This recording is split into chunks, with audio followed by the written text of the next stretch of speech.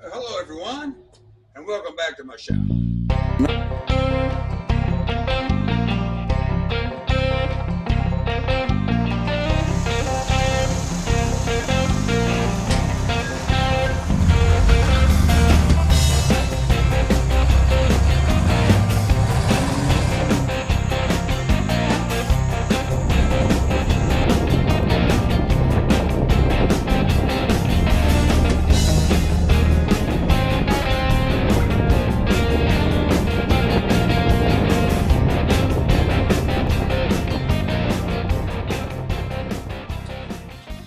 Alright, welcome. Today we're going to get back on this 75 C3 Corvette Stingray and try to get some underneath stuff done so I can finally get it down off the jacks. Today, if you noticed, I came through the door. It's wide open, shop doors open. This is January and we're in the 60s. How about that? The week of Christmas and the week between Christmas and New Year's, we're at 4 and 5 degrees. Now we're 60. It's crazy, isn't it? So I'm going to take advantage of this nice weather and get some of this wrenching done, because I tend to hibernate when it gets too cold. So stay tuned, and let's put some new shocks on this puppy.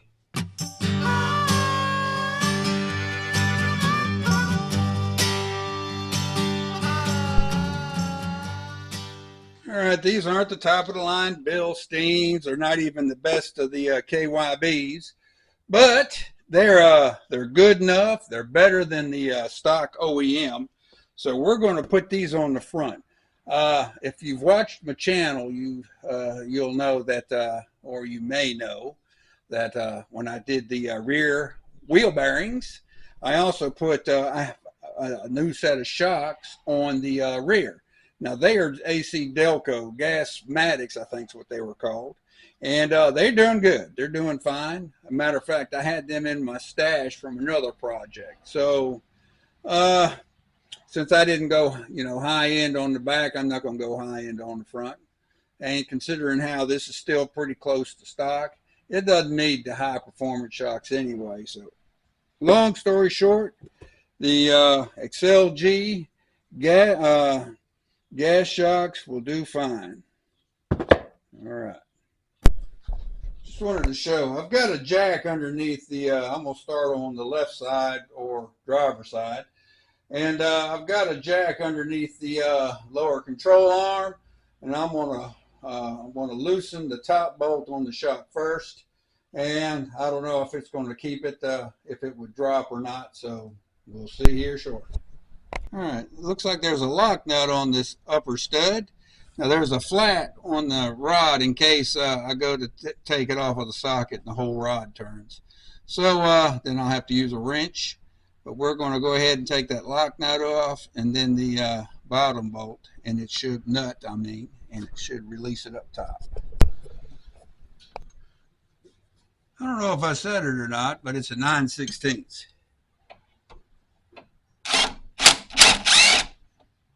All right, next that takes care of the little lock nut looking deal.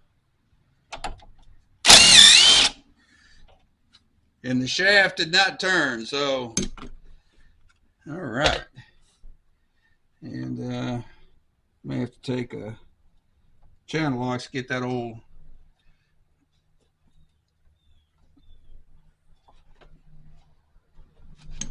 all right. What I'm saying is the bushing on the top, they have to take some channel locks to get them off.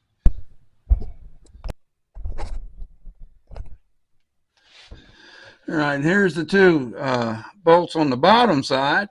I moved the jack out of the way because it didn't drop anymore. I tested it. And while the upper was 9/16, these lowers are 1/2 inch. So let's change my socket out. Well,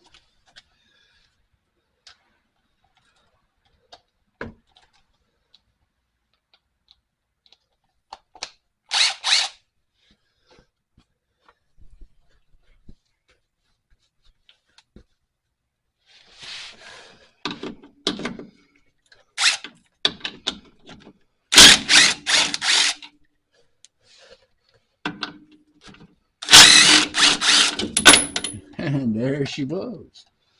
All right. Now these are Gabriel's. And look, are you seeing that? It's shot, see? It doesn't even return. See, I pressed it in. All right, so they were definitely shot. Okay. Let's get the new ones up. We'll start at the bottom first. Still recording, huh? All right, we're going to fish him up. You notice I got the metal bottom plate. And then the bushing. The bushing has, let me see if I can get him back off. The bushing has a small end and a big end. See this right here?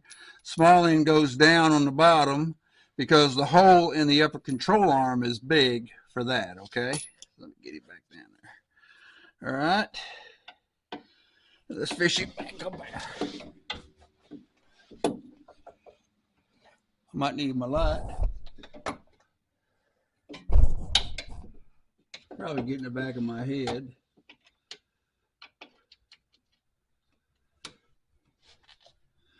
I use the bolts to draw it up more.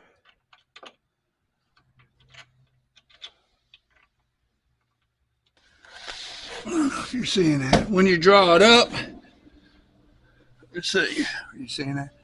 When you draw it up, well, you didn't see it, okay. When you draw it up, you want to kind of go even and keep it centered between the two, okay?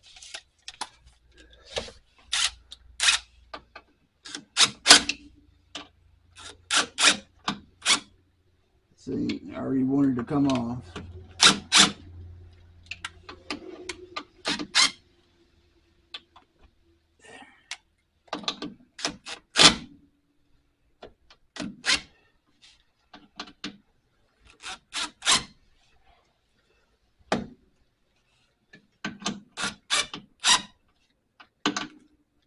See if I can move over. Yeah.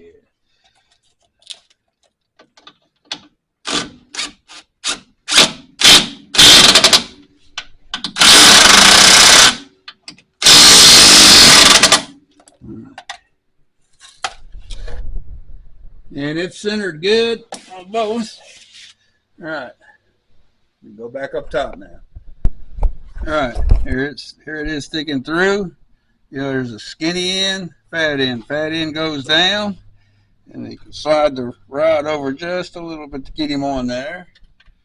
The new metal plate and the new nut.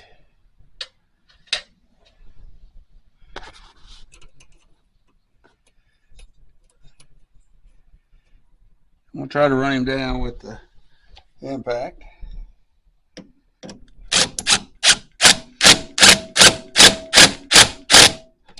All right. You don't want it to be mushroom too much. I'm going to go a little bit more. All right. All right. That seems good. Now, the lock nut.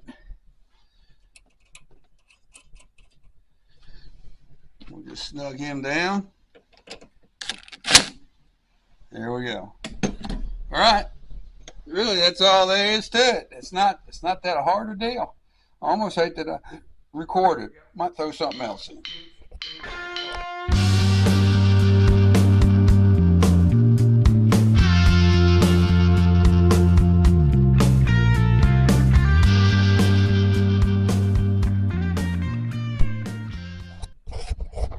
All right.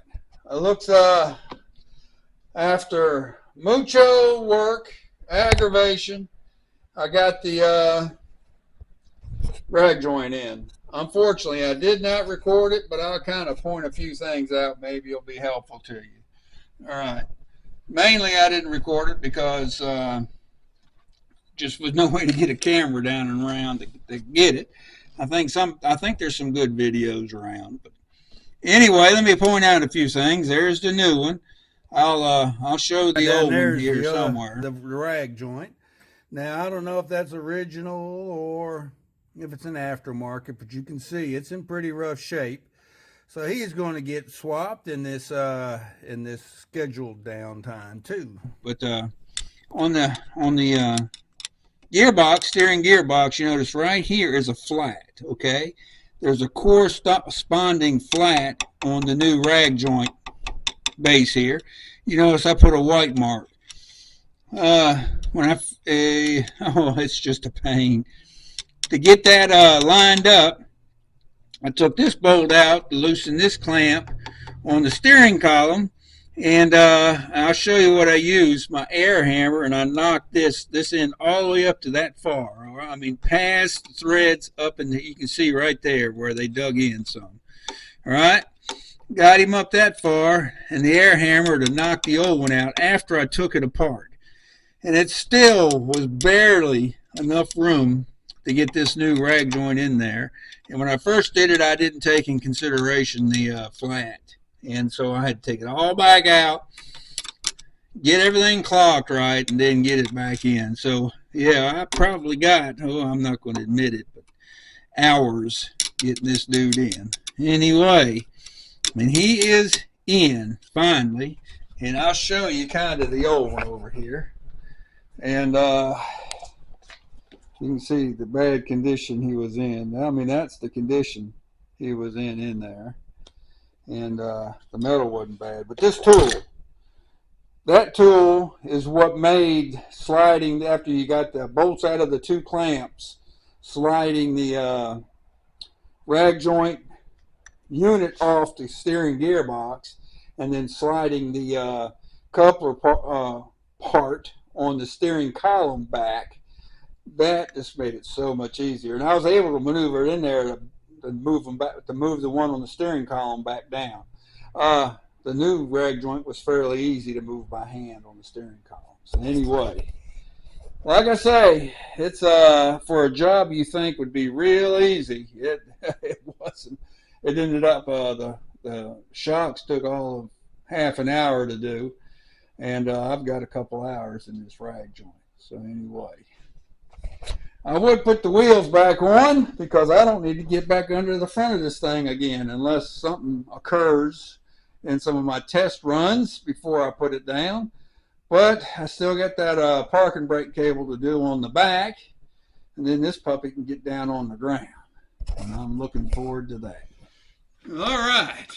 So I got a couple more things done today to get this thing ready to get down. I guess I didn't show it either, but Brother Carl stopped by the other night, and we manhandled this thing on.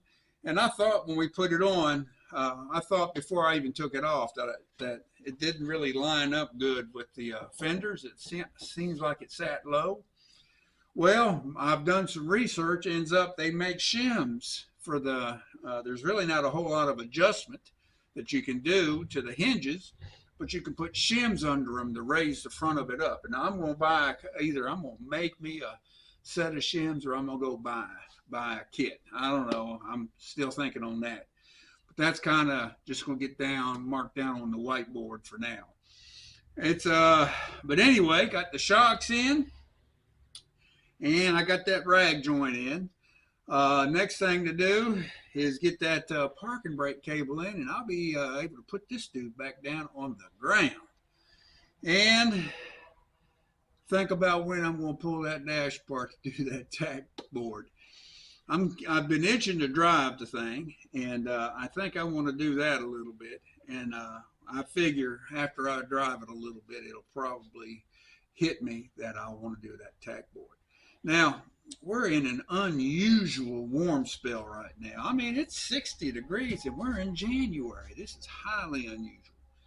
So I want to try to get as much done as I can before, old man winter, blows this cold air this way. But then again, there's other stuff I want to get done outside too. So it's kind of a two-edged sword to take advantage of this great weather. Of course, outside it's real muddy because rains come with that nice warm temps, but still can work in the mud anyway. So getting closer to getting this thing back down. It's been my parts box that I had all these spare parts in it. It's finally empty, and I can chuck it in the recycle bin there, the cardboard box bin.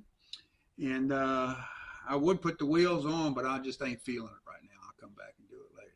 So anyway, all that said, hope everything's going good with you and yours. Everything's going good here. Can't complain. Although my back's aching, my hamstrings aching, my fingers and thumbs are aching because I was working like this old getting that rag joint in, and boy was it a pain. But I'm not going to complain about it anyway. It won't do me no good. Just got to take care of the business and carry on. So, have a good one, and I hope to see you around on the next one. See you.